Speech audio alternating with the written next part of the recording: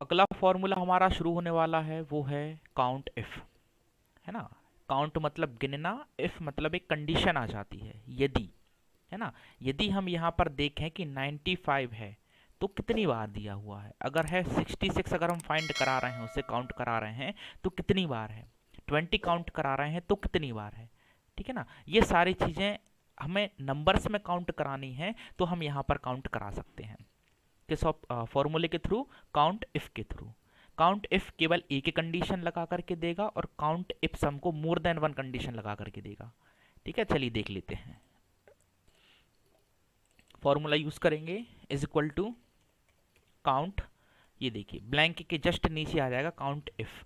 अब देखिए यहाँ पर ध्यान से, आर्ग्यूमेंट में क्या कह रहा है, रेंज मांग रहा है और क्राइटेरिया मांग रहा है ना। रेंज हमने क्या दे दिया, हम पूरी टेबल भी दे सकते हैं, बिल्कुल दे सकते हैं, हम नंबर भी दे सकते हैं, और ये इस बार हमारा जो टेक्स्ट है वो भी काउंट कर देगा, अगर करवाना चाहें तो कर सकते हैं। पहले हम नंबर लेते हैं, हिंदी के नंबर हम ले रहे हैं और इंग्लिश तक लास्ट में जा रहे हैं, मतलब D17 से G28 तक हम गए। यहाँ पर हमें काउंटिंग करवानी है।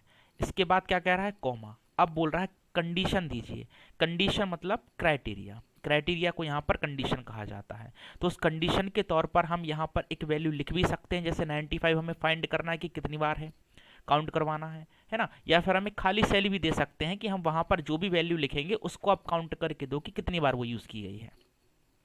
ऐसे भी हम इसको यूज़ कर सकते हैं। फिलहाल हम लेते हैं एक नंबर, जैसे हम देखना चाहते हैं कि इस पूरी शीट के अंदर 95 कितनी बार है, तो अपनी तरफ से जब भी कुछ हम देंगे तो उसको डबल कोट में ऐसे लिखेंगे। ये देखिए डबल इन्वर्टेड कॉमा के अंदर, डबल इन्वर्टेड कॉमा आपका आएगा शिफ्ट के साथ जो एंटर की के बाजू में है ना। जिस सिंगल इन्वर्ट कॉमा जो होता है उसको दबा देना शिफ्ट के साथ, तब ये लगेगा। आप ऐसे बार बार यूज़ नहीं कर सकते इसको कि एक बार दो बार, नहीं, ये आपको शिफ्ट के साथ ही लेना है तभी फंक्शन में काम करेगा।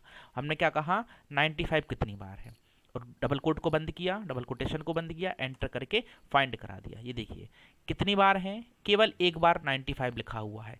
और अगर हम बार बार 95 कहीं ऐड करा दें, देखिए दो बार 95 है ना, हमने यहाँ एक बार और लिखवा दिया, ये देखिए तीन बार 95 हो गया। वैल्यू चेंज करनी है, आप 95 फाइंड नहीं करना चाहते, इसमें से 95 नहीं करना चाहते हैं, आप मान लीजिए 77 करना चाहते हैं, तो यहाँ पर बदल दीजिए उस नंबर को, उस वैल्यू को, है ना।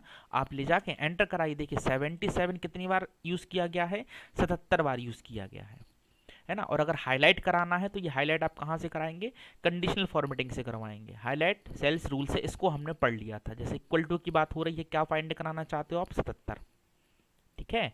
कहाँ फाइंड कराना चाहते हैं, पहले अपनी रेंज ले लीजिए, जो रेंज आपने यहाँ फॉर्मूले में दी है वही रेंज आप कंडीशनल फॉर्मेटिंग में दे दीजिए, और इज इक्वल टू के साथ जाइए और यहाँ पर 77, देखिए ये हाईलाइट कर दिया उसने अलग से, देख पा रहे हो आप, है ना। अभी जैसे अपन ने किसकी बात की थी, 95 की, देखिए 95 दो बार था, समझ आ रही बात आपको, ये देखिए। तो ऐसे आप यहाँ से हाईलाइट करा सकते हैं और फॉर्मूले के थ्रू काउंटिंग करा सकते हैं कि वो वैल्यू कितनी बार वहाँ पर यूज़ की गई है, ठीक है। एक तरीका तो हुआ ये, आपने दिया वैल्यू डायरेक्ट दे दी है, अपनी तरफ से दे रहे हैं तो डबल कोट में देंगे, हमेशा याद रखेंगे, बहुत जगह पूछा जाता है, ठीक है। लेकिन अगर हम इसकी जगह एक खाली सेल दे दें और वो सेल में जो भी हम वैल्यू डालेंगे उसको तुरंत काउंट करके दें, तो वो करने के लिए आपको केवल सेल एड्रेस दे देना है।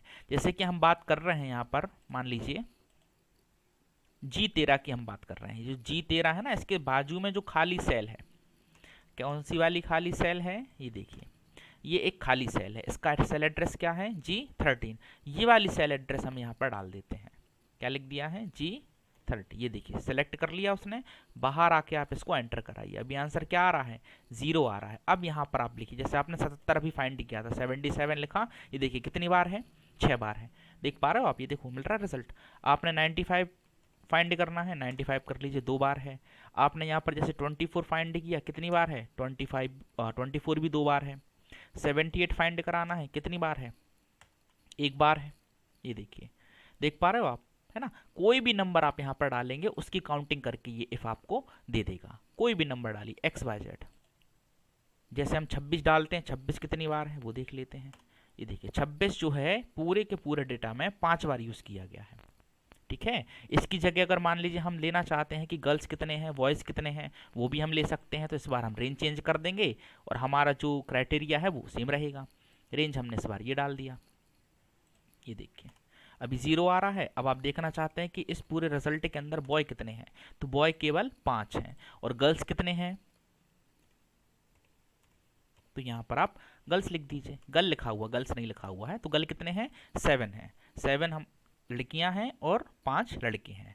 अब यहाँ आपने ये फाइंड करा लिया, ये सारी चीज़ें आप यहाँ पर काउंटिंग करा सकते हो, है ना। और अगर हाईलाइट कराना चाहते हो बॉय गर्ल, तो आप वही कंडीशनल फॉर्मेटिंग में जाइए, ठीक है। इसके बाद जो हम पढ़ने वाले हैं अगला, वो है अपना काउंट इप्स। काउंट इप्स में ये रहेगा कि आप गर्ल बॉय के हिसाब से भी हर चीज़ बाहर निकाल सकते हो, जो आप करना चाहें वो कर सकते हैं। ये बहुत एडवांस फॉर्मूला हो जाता है, इसको हम अगली वीडियो में समझेंगे। अभी आप काउंट इफ की बात कीजिएगा। इफ में देखिए कितना दे रहा था, केवल एक रेंज मांग रहा है, एक ही क्राइटेरिया मांग रहा है। लेकिन इसमें मल्टीपल रेंज आपसे मांगेगा, मल्टीपल क्राइटेरिया आपसे मांगेगा। इसकी आप प्रैक्टिस कर लीजिएगा इस वाले फॉर्मूले का। कोई डाउट है तो पूछ लीजिएगा। और अगर वीडियो अच्छा लगा हो, फॉर्मूला समझ में आया हो, तो लाइक कीजिएगा, चैनल को सब्सक्राइब कीजिएगा, बेल आइकन को प्रेस कीजिएगा, क्योंकि अब इसी तरह के फॉर्मूले आपको पूरे ड्रिल में मिलने वाले हैं टाइम टू टाइम। धन्यवाद। जय हिंद, जय भारत।